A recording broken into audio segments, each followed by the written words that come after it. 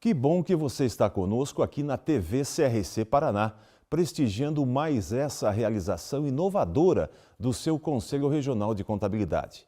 A TV CRC Paraná tem sido o principal canal de informação do CRC com os profissionais contábeis do nosso estado.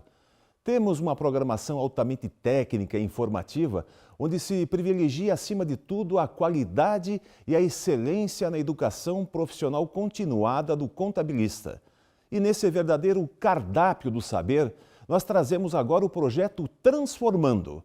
Numa iniciativa da Comissão de Transformação Digital do Profissional Contábil Paranaense, do CRC Paraná, o projeto Transformando vai colocar você frente a frente com o que há de mais moderno em se tratando de tecnologia e cultura digital voltada ao meio contábil. O momento é de profundas e intensas modificações em mercados e profissões, com o avanço acelerado da tecnologia. Essa revolução tecnológica é uma realidade no âmbito da profissão contábil, cuja necessidade de compreensão desse fenômeno pelos profissionais e sua adequação é premente e extremamente necessária. E é para facilitar essa compreensão e adequação que o projeto Transformando foi concebido e disponibilizado a vocês, profissionais da contabilidade, pelo CRC Paraná. A partir de agora, você terá periodicamente episódios do Transformando.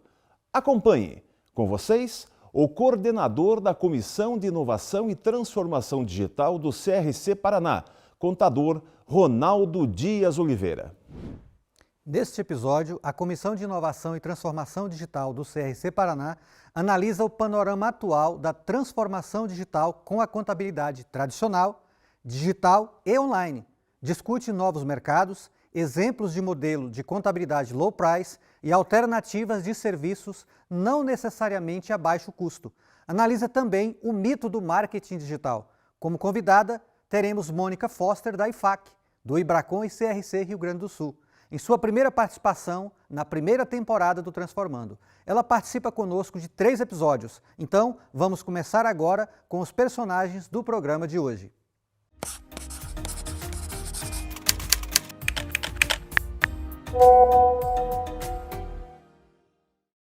Seja bem-vinda ao programa Transformando.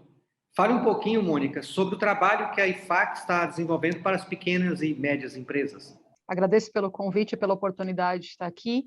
Então, a IFAC tem um foco, e principalmente o grupo que eu presido, de se profissionalizar e permitir os melhores recursos e crescimento das firmas de pequeno e médio porte, consequentemente dos profissionais que atuam nessas firmas. Então, dentro do IFAC, a gente atua em diferentes atividades ou áreas, vamos dizer assim. Uma delas é em relação ao desenvolvimento de recursos, materiais, artigos, vídeos, guias, que possam servir de suporte para as firmas de pequeno e médio porte, para que elas mantenham a mais alta qualidade, para que elas estejam de acordo com as normas internacionais que são adotadas, que elas entendam, que elas consigam aplicar e implementar essas normas na prática, e que elas estejam, isso é muito importante, extremamente focadas no futuro. Então, a expressão que a gente usa em inglês é o future ready, é o preparados, prontas para o futuro.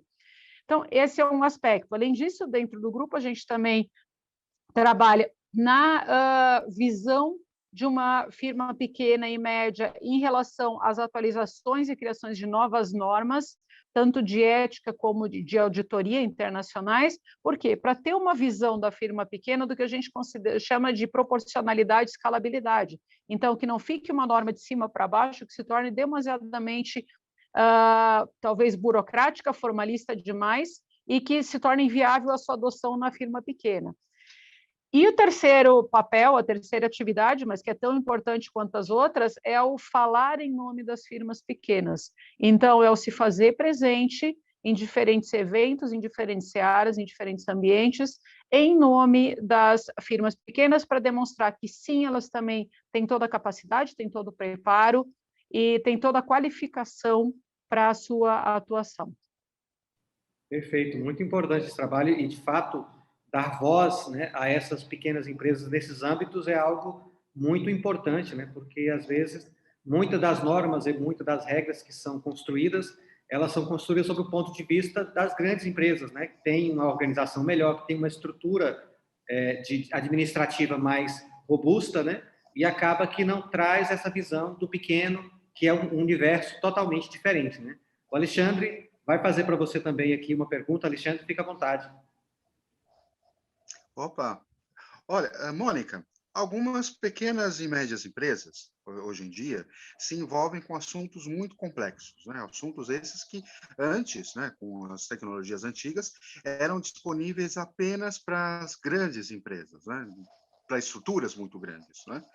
Mas essas pequenas e médias empresas que se envolvem com assuntos muito complexos, elas não têm dinheiro para ter um contador permanente lá, um controller lá, sempre à disposição dessas empresas. O que não acontecia com as grandes empresas. As grandes empresas sempre tiveram controllers, né?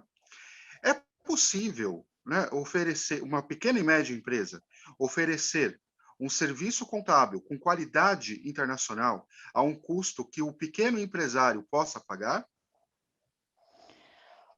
Possível é. Claro que quando a gente fala em custo que o pequeno empresário possa pagar, a gente tem que considerar o valor do nosso trabalho.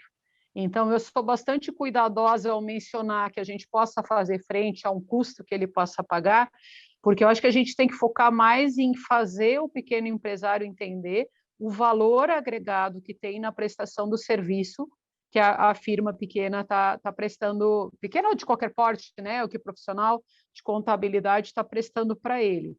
Então, não se trata, obviamente, de gerar um custo abusivo, de gerar um custo que não se justifique, mas a gente tem que ter muito cuidado com a questão de aviltamento de honorários. Dito isso, com certeza, a firma pequena e o profissional da firma pequena, ele consegue se colocar melhor no lugar do empresário iniciante, do empresário de uma entidade pequena, para poder entender qual é o limite do que vai acontecer e para poder identificar o que esse empresário pode fazer, o que ele deve direcionar. Então, não é um papel simplesmente burocrático, mas sim um papel estratégico do que esse empresário pode direcionar e onde ele deve direcionar suas forças, os seus recursos, para poder se manter e crescer. Você mencionou ali no início a questão de que às vezes são atividades até complexas, a gente sempre tem que ter muito cuidado em relação a isso, né? Porque, por exemplo, mesmo hoje quando a gente fala em auditoria, a gente não fala mais em questão de entidade pequena ou média, ou firma pequena ou média, o foco que se tem é de maior ou menor complexidade. Então, seja um trabalho de contabilidade que você vai fazer, seja um trabalho de auditoria, os procedimentos que você vai fazer, o trabalho que você vai fazer, o foco, tem que considerar a natureza do teu cliente, da empresa que você está prestando o serviço, para entender o nível de complexidade que daí tem. Então, assim, possivelmente eu não vou estar dando para você a resposta que você queria, que seria dizer, não, pode sim fazer um custo desses, não, porque eu acho que a gente tem que se valorizar como profissão.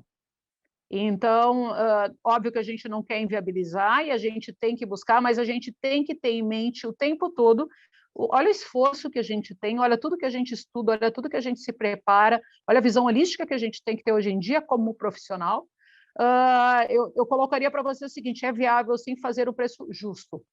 Essa é a resposta que eu daria para você. Essa questão do preço e do valor, né, é algo que, nesse momento em que a gente passa por tecnologia, tem se transformado, né? Nos Estados Unidos, por exemplo, que era um país onde era muito comum você cobrar valor por hora, né? Então, você fazer determinado serviço, cobra tanto por hora. Mas com a digitalização e a aplicação de tecnologia, a questão da hora, ela já começa a ser um tipo de métrica que já não é tão adequado, né? Porque o principal não é o tempo que se trabalha, que se faz para determinadas tarefas, mas o valor que se agrega ao negócio, ao processo do cliente. Então, isso muda um pouquinho essa mentalidade nossa, né? E aí, pode falar, pode comentar. Desculpa, até te cortei. Eu acho que aí a gente tem, na verdade, um balanceamento entre duas coisas, né? Eu concordo com você que a métrica da hora, pura e simplesmente, não é a mais adequada. Em alguns casos ela é. Dependendo da atividade que o profissional vai estar desenvolvendo, porque a gente tem que lembrar que tem muito trabalho que a gente faz que se requer toda a construção de um arcabouço, todo um envolvimento em atividades técnicas que muitas vezes o teu cliente não enxerga ele não tem essa percepção, ele não sabe o esforço que gera para você preparar tudo aquilo. Então, em algumas atividades da nossa profissão, eu diria para você que a métrica da hora de trabalho ainda é válido. Agora, sim, tem ampliado a gama de serviços que a gente pode prestar e nas quais a gente pode atuar, que a gente tem como demonstrar o output, o produto final que a gente está gerando para o nosso cliente, e nesses casos é até mais justo que a gente tenha o nosso honorário baseado no efetivo resultado que ele consegue, porque às vezes, independente do número de horas alocadas, é um resultado extremamente valoroso para essa empresa. Então, eu diria para você o seguinte, nem tanto ao céu, nem tanto à terra, mas no mínimo a gente tem que sair da zona de conforto daquela acomodação de fazer simplesmente a hora e avaliar caso a caso e fazer uma customização em cima disso. Perfeito. Isso é algo que os nossos colegas advogados, né, fazem muito bem, né? Então, normalmente, ele atrela, olha, o resultado que eu vou te dar nessa causa é de tantos R$ 1.000, consequentemente, eu quero um pedaço desse ganho que você vai ter, proporcional ao resultado que eu vou te entregar, né? E no meio contábil, isso ainda é muito raro, né? E eu acho que, como você bem colocou, cada vez mais nós precisamos fazer esse balanceamento entre os tipos de trabalho versus o resultado proporcionado, o valor agregado ao serviço, e nos trabalhos que são, de fato, dispendiosos do ponto de vista de tempo, né? E fazer também de forma proporcional ao tempo, mas uma métrica só, ela acaba ficando capenga, dependendo do tipo de serviço e do valor que você consegue agregar, né, às pequenas empresas. A parte básica que a gente tem que levar e ter em mente é o que eu mencionei antes, que é a questão da valorização. O que a gente ainda observa muito no mundo todo é que o profissional, você mencionou a questão do advogado, o profissional de contabilidade nem sempre dá valor ao que ele mesmo faz. Então, eu acho que é uma mudança de valor, uma mudança de paradigma, porque você só vai conseguir demonstrar o valor que você está agregando, e muita gente já consegue isso, a gente melhorou muito em relação a isso, essa profissionalização, mas você tem que estar ciente e convencido do teu valor a hora que você vai estar negociando uma coisa dessas. Mas já eu acho que é uma coisa que já mudou bastante, já está mais maduro e já está mais profissional essa visão que a gente tem, né? Perfeito. E até mesmo a gente entrando, e para finalizar aqui esse nosso bate-papo, quando a gente pensa no Brasil, que cada vez mais está comum, e não só no Brasil, mas no mundo inteiro, né, alguns tipos de forma de entrega da contabilidade, onde você tem a contabilidade online, tem a contabilidade digital e tem a contabilidade que nós chamamos, no meio aí, de uma contabilidade tradicional. E aí, então, esses aspectos que você colocou em relação à forma de cobrança, ele se torna realmente um fator decisivo, né? Porque tem-se muito na mente que a contabilidade online é aquela que você entrega por um preço extremamente baixo, porque você tem uma automação total do processo, né? Uma robotização, utilização maciça de tecnologia, com isso o custo cai e você entrega uma coisa por um preço barato.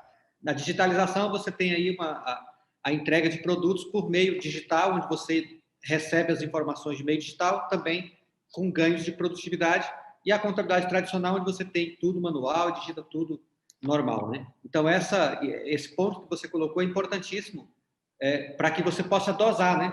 Porque você também não pode pegar toda a eventual ganho de produtividade de um trabalho e simplesmente abater tudo isso no preço e entregar isso a preço de banana, né? Eu, pessoalmente, tenho uma preocupação muito grande do que, na prática, acontece em relação à questão da contabilidade online. Eu acho que existe espaço para as diferentes formas de atuação profissional, não só em contabilidade, em todas as áreas, mas essa questão da contabilidade online, o que a gente muitas vezes identifica, e a gente tem que lembrar que o Brasil tem formatos de empresas muito diferenciados. Então, você tem empresa no simples, você tem empresa no lucro presumido, você tem empresa no lucro real. A complexidade das operações varia e evolui, né, dentro dessa escala, as obrigações variam em relação a isso. Dependendo do perfil da natureza do negócio, você vai ter exigências e necessidades muito diferenciadas. Então, assim, eu não vejo como, por exemplo, uma empresa que esteja sob o lucro real, ou que esteja sob o lucro presumido e que tenha, por exemplo, seja controles com operações com o exterior, seja operações em grupo que envolva movimentações entre uma e outra, no formato como hoje existe a disponibilidade da contabilidade online, eu não vejo isso como viável. Por quê? Porque vai ficar muita coisa mal feita. Uma empresa no Simples, acredito que possa ser feito. Agora, uma empresa que tenha complexidade em suas operações, seja de que âmbito for, a questão da contabilidade online, o que na prática eu tenho muitas vezes visto? É aquele cliente que migra para a contabilidade online com o argumento da redução do honorário e depois de um X tempo volta com uma pilha, uma sacola de autuações, intimações e queixas decorrentes disso. Então, há espaço sim, mas a gente tem que ver aonde. É aquela coisa, não pode trocar gato por lebre, a gente tem que ter muito cuidado em relação a isso. A contabilidade digital, eu acho que é uma... Eu vejo a contabilidade digital como a questão da integração entre o sistema de gestão de uma empresa e o escritório contábil, né? O que você pode comunicar eletronicamente da informação, vai e volta.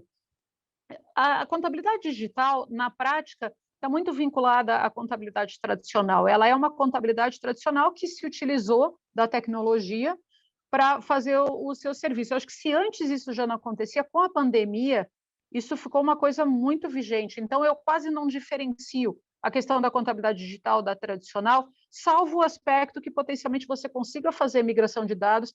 E sendo muito transparente com você, quando a gente fala de uma entidade pequena, isso às vezes é muito difícil, porque a entidade pequena, às vezes, não tem um sistema próprio, ela faz tudo numa planilha eletrônica. Então, se conseguir essa migração de dados, não é tão simples, a gente tem que ser realista em relação a isso. Então, se você me perguntar, tá, você acha que a tradicional é ruim, não tem mais espaço? Em certos casos, ela tem. Em certos casos, o nosso cliente ainda vai precisar fazer nesse formato. Quando começou a pandemia, o que a gente identificou? Aquele cliente que você prestava o serviço através do envio da documentação, você disse, você começa a ter que me mandar agora tudo eletronicamente, nem que seja um scan. Passado um ano e tanto do início da pandemia, a gente ainda vê problema em relação a essa comunicação, documento que falta, o trabalho fica mais demorado para o profissional de contabilidade. A questão do trabalho virtual pode ter otimizado, não ter que ir para o escritório, não ter que isso e aquilo, mas na prática você perdeu tempo porque você, via de regra, não recebe a informação completa e você demanda mais tempo para comunicar com o teu cliente e obter essa informação. Eu sou otimista de acreditar que com o tempo isso vai se ajustar, mas ainda tem um ponto bastante crítico. Então, em resumo, assim, contabilidade online eu acho que serve mais para situações específicas e o empresário tem que ter muito cuidado de não pegar um gato por lebre, de querer, por um custo mais baixo, vai ter um atendimento que não vai cobrir toda a complexidade da sua operação, se for o caso. E a digital, junto com a tradicional, eu acho que a gente ainda consegue agregar muito valor. Talvez o que falta um pouquinho para o profissional é, além de entregar as obrigações, entregar as suas rotinas, é o sentar com o seu cliente, ver do viés estratégico, discutir sobre os números, ter um papel de, vamos dizer assim, talvez não é consultor, mas de dar esse suporte para permitir que o empresário utilize a informação contábil na sua gestão e na sua definição de estratégia. Perfeito. Eu também concordo com esse ponto. De fato, a gente com por isso que esse programa chama-se Transformando, né? Porque nós estamos em transformação o tempo todo e eu costumo dizer que na pandemia nós tivemos uma transformação digital a forceps, onde quem não tinha se transformado e nem iniciado teve que cumprir todo esse processo de forma muito rápida, né? E ter que chegar, mudar, ou seja, para a contabilidade tradicional para uma digital, ou até mesmo aqueles que vão atender esse tipo e esse nicho específico de cliente, entregar em uma contabilidade online. Perfeito. Mônica, desde já, muito obrigado pela sua participação aqui no nosso programa Transformando. Esperamos que vocês tenham bastante sucesso aí na IFAC, junto às pequenas e médias empresas, que possam levar realmente essa característica, né, e dar voz a essas pequenas empresas, junto aí a tantas questões importantes para a gestão e para o uso da contabilidade enquanto instrumento de gestão, também para as pequenas empresas. Obrigada, é ótimo ter essa oportunidade de estar participando e de a gente poder interagir, porque no final do dia somos todos profissionais, né? É interesse nosso o crescimento e a valorização da nossa profissão. É isso aí, então, um abraço pessoal, até a próxima, fique de olho aí no Transformando.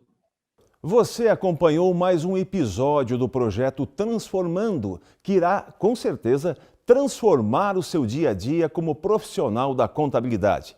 Fique atento, não perca o próximo episódio. E não esqueça, no site do CRC Paraná, no espaço das comissões, você vai encontrar o conteúdo complementar do programa de hoje para que você possa se aprofundar ainda mais neste assunto. Conselho Regional de Contabilidade do Paraná. Siga este conselho.